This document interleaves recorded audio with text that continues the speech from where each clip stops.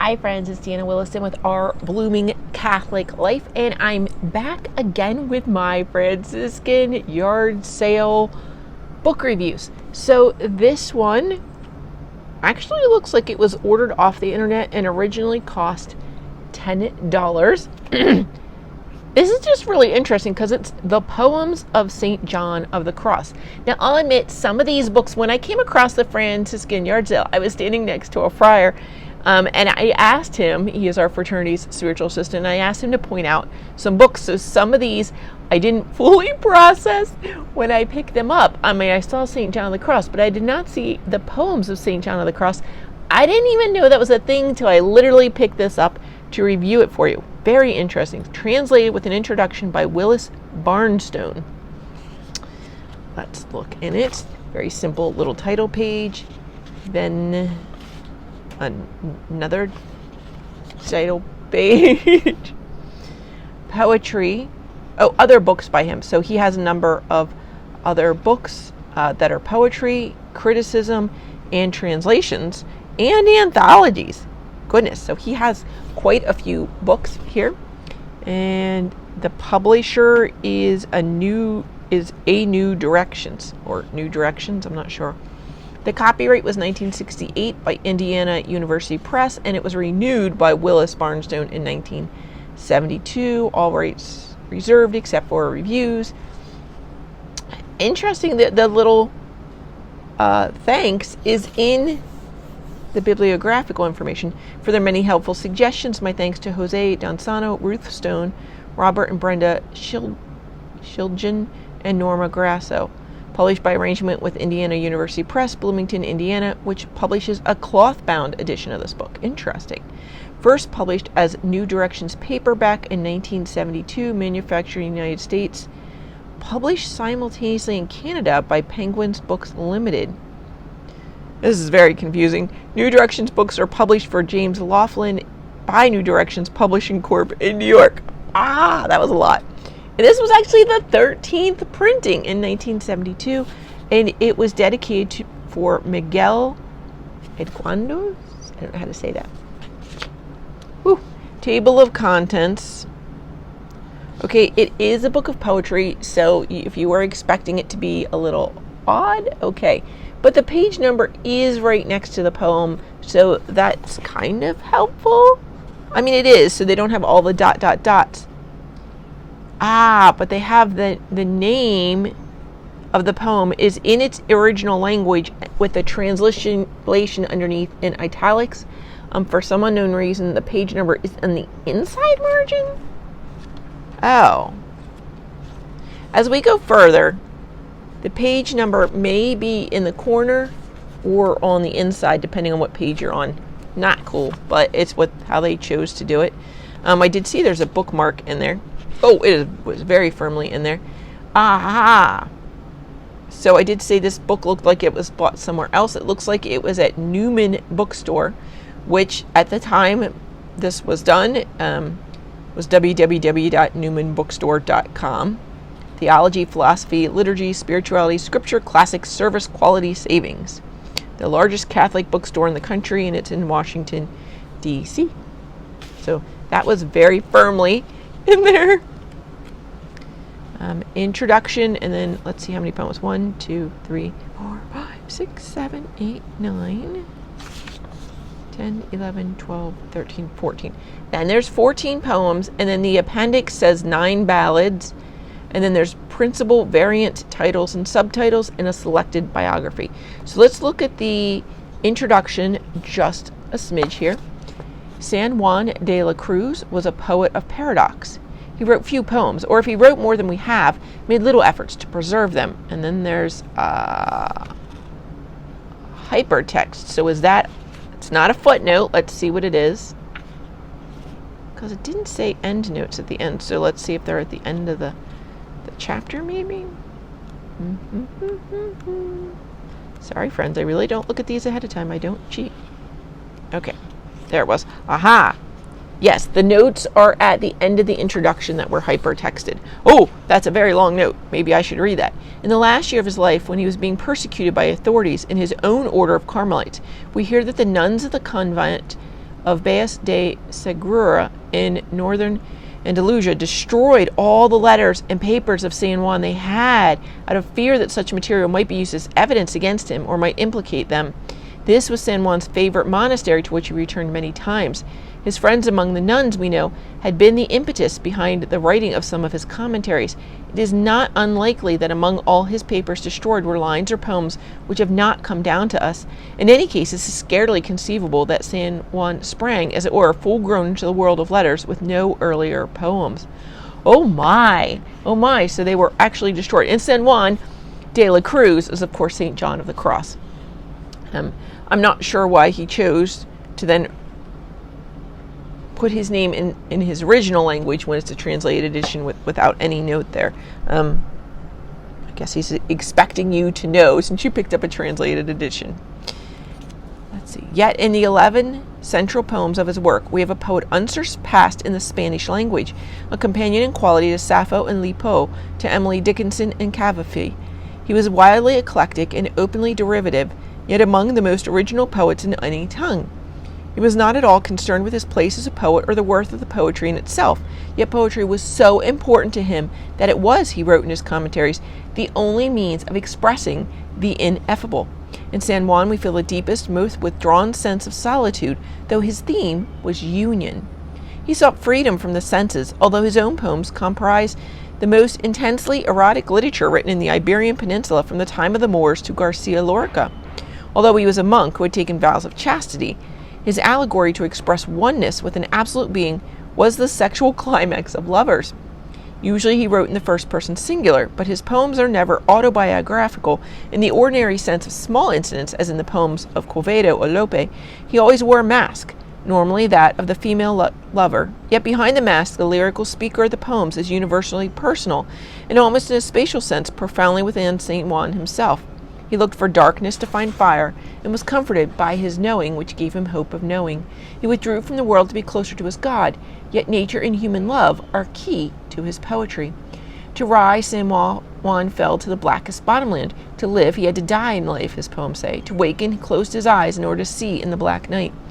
As in Platonic allegory of the cave, each step towards the sun of fire produced instant blindness, and the sun itself oblivion. And while he moved towards the invisible, he gave us things of this world in startling light. What he saw, he tells us, left him stunned and stammering, yet his words, far from being sloppy and vague, are clear in sounding and meaning, with the plain economy of a perfect circle. So this is quite lovely. It also then goes into his life. The poet's family name was Juan de Yepes. The name is brief and cursory. Curiously, in a Spanish class sense, humble, far different from the resonant quality of San Juan de la Cruz. And they do tell you here that does mean St. John of the Cross. Just gives you a little bit of biography. On page 11, the person who had this book before me is underlined. Like Fray Luis and Santa Teresa, the other major Spanish mystics, he came in part from a family of conversos, new Christians who had been forced to convert from Judaism. Very interesting. Again, it does go into his life, talks about his first assignments. There are some quotes in here from even magazines. Interesting. It is quite a lengthy introduction. Let's jump back to the table of contents and see how long it is. It goes from page 9 to page 37, so it is quite long. And I'm kind of feeling why. I don't know about you, but that was a pretty deep introduction, and we read one page of it. That's pretty deep. And so you may need to go through that first before reading the poems. We're going to jump in. Let's skip the poems for a second and look at the other features of the book just to be safe. The appendix, the 9 ballads. Okay, these are written in Spanish.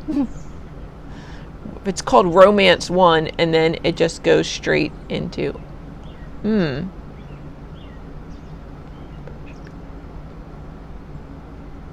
Yeah, I'm pretty sure that's Spanish. Ballad 2. Oh no, then Ballad 1 is...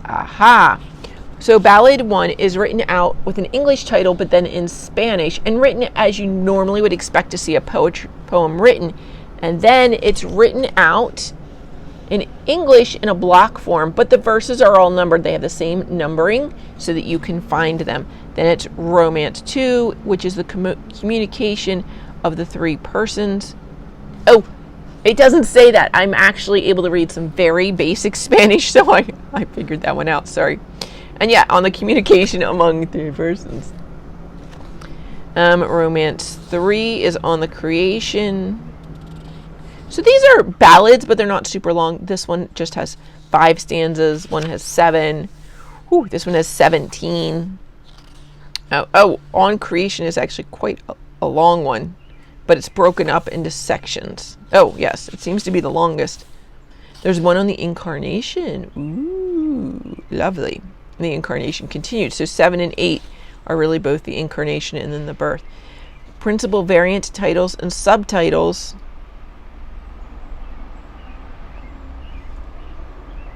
are all in Spanish, but they give you the number of the poem from the book, number 1, and then it has A, B, C, and D different titles. So 2 only has A and B, 3 has A, B, C, 4 has A, B. So there's multiples, which that's surprising to me completely there. Selected bibliography in the back. There are editions as well as translations and studies. And then a partial listing, which is nearly impossible to read, of New Directions paperbacks. I don't think that was in the table of contents. And that's the last page. And you can get a complete listing from somewhere else. Interesting. There's one by Maria Rilke Rayner, which is Poems from the Book of Hours. Anyway, let's read some of these poems. I didn't even know he wrote poetry. So, So to let you know, the poems are starting here. It is 1 page Spanish, 1 page English. Lovely. Let's just randomly pick one.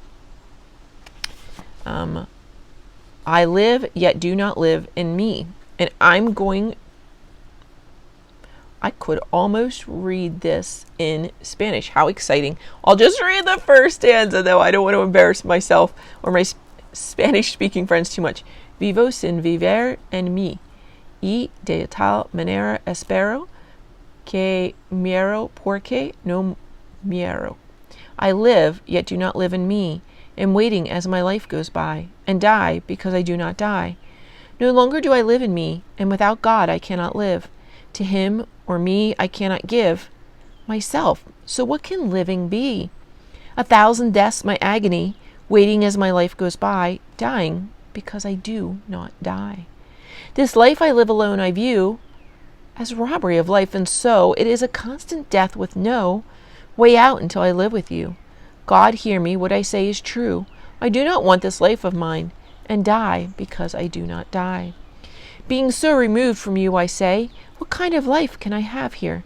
But death so ugly and severe, and worse than any form of pain. I pity me, and yet my fate is that I must keep up this lie, and die because I do not die. The fish taken out of the sea is not without a consolation. His dying is of brief duration, and ultimately brings relief. Yet what convulsive death can be as bad as my pathetic life? The more I live, the more I die. It continues. Wow, powerful stuff here. The next was actually then called Full of Hope, I Climbed the Day. Shall we read just the opening paragraph there? Let's just read the opening stanza, the very first stanza. I will tell you, I don't know most of those Spanish words, and I would probably butcher the pronunciation even worse than I did on the words I do. So let's just say this one in English. Full of hope, I climbed the day while hunting the game of love, and soared so high, high above, that at last I caught my prey. In order to seize the game, the divine love in the sky, I had to fly so high, high, I floated unseen and became lost in that dangerous day, and so my flight fell short of height, yet so high was my love, that at last I caught my prey. I can't go on. These are absolutely beautiful. I will admit I know who St. John of the Cross is, but I've always considered him way too high above me. I'm too little. I'm not ready to read him. But this was a great small book, a wonderful introduction. And yeah, now I'm going to have to read some of his books. Lovely. It does tell you on the back that he was a 16th century mystic.